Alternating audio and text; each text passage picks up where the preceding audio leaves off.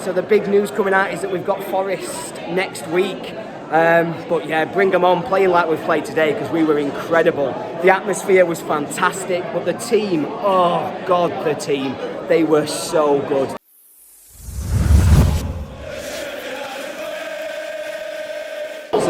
Against the league champions. 3-0. I'm pinching myself, I can't believe it.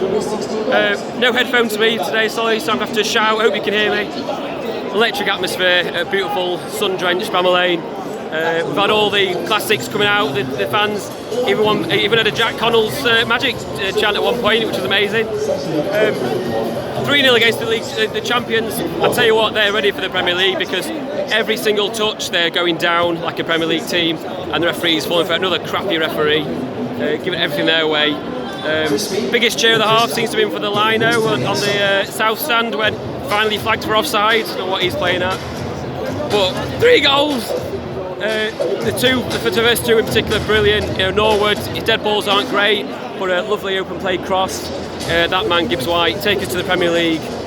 Lovely near post header, which wasn't a bullet header from what I can see. Maybe the keeper should have done better, but we found it 1-0 after 10 minutes.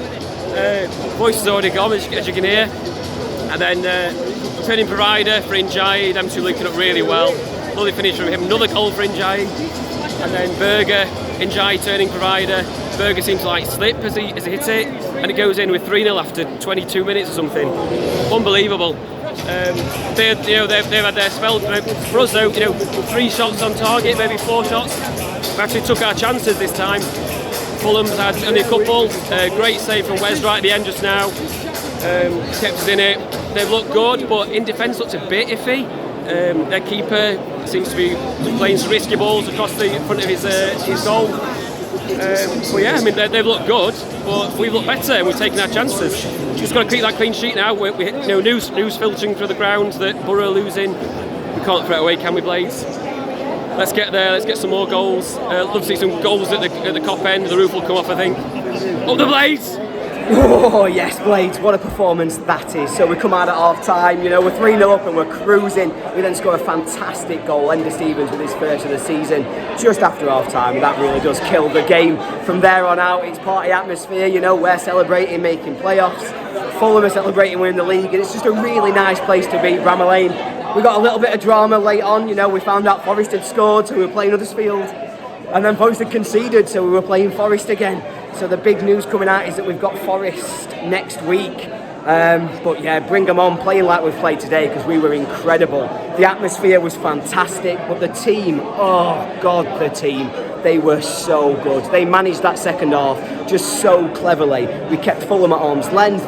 We weren't really tested too much. I mean, Wes has made a couple of good saves in the last 5 minutes when they come on strong. But for the most part, we've just controlled the game. If anything, we could have had a couple more ourselves, I think in the first half we had 2 disallowed. Second half, we had a couple of decent breaks on, there was one with Gibbs-White and Asula where it's just broken down. Similarly, Asula had the ball on the edge of the box and just couldn't quite get his shot away. But yeah, that is a performance. That's putting down a marker. And who knows, play like that next week and we might have a few more games to play yet.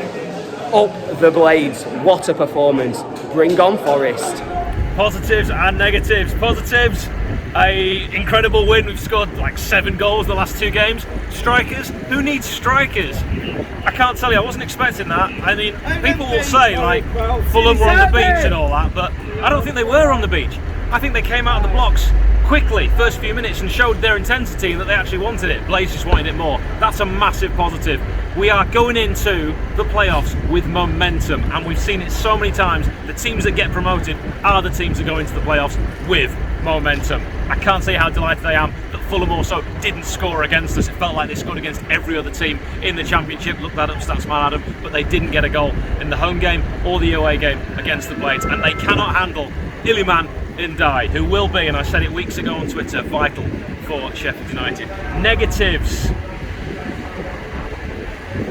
I mean, Forest, if I had to pick one, maybe you say you wouldn't want to play Forest in the playoffs, but they haven't beaten us this season, so I'm saying no negatives.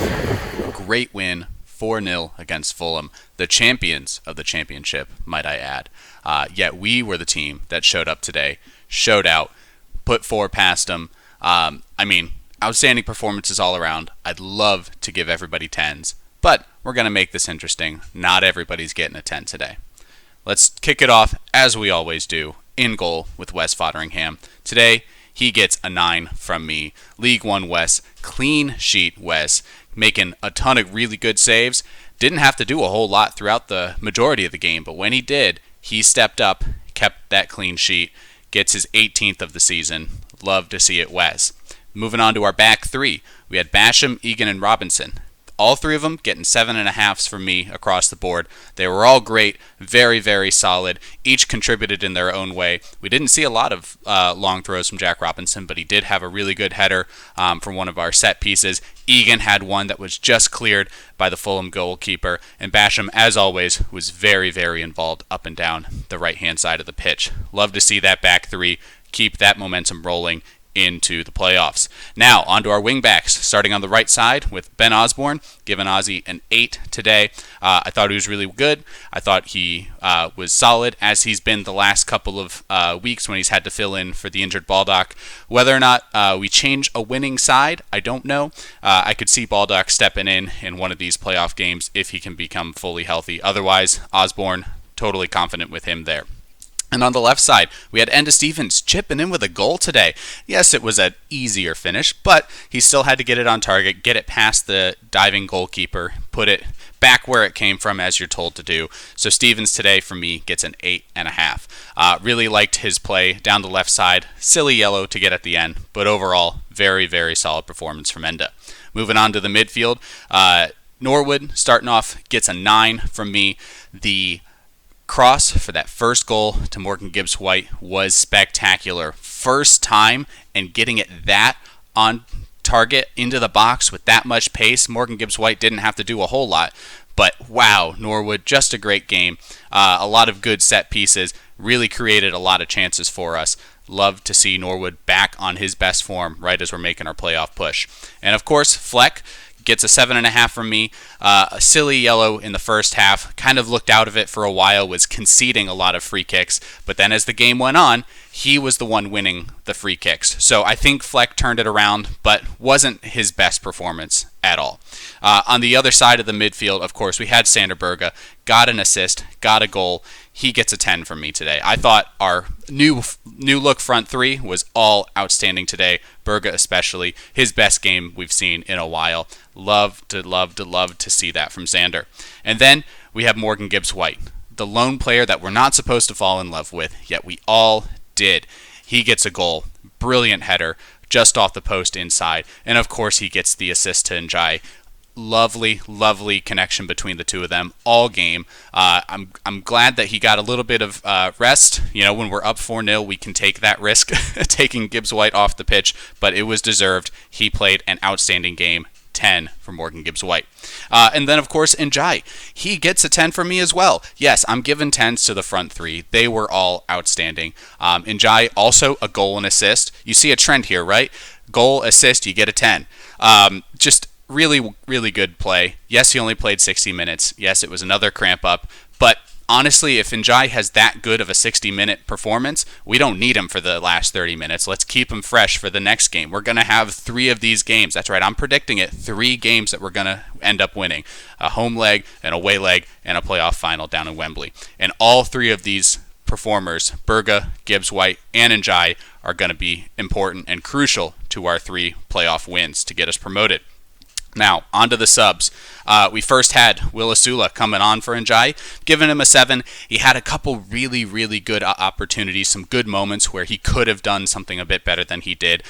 Maybe caught up in 2 mindsets, especially on the 2-on-1 breakaway with Gibbs-White. Just didn't get that pass back to Gibbs-White or take it on himself. Just caught between the 2 mindsets there. So, giving him a 7 today. Howerhand came on, giving him a 7.5. I thought he was good. Pretty solid. Didn't have to do a whole lot by the time he came on into the game, but like to see his energy out there, really adding to the pressure. And of course, Daniel Jebison came on, gets a 7 from me.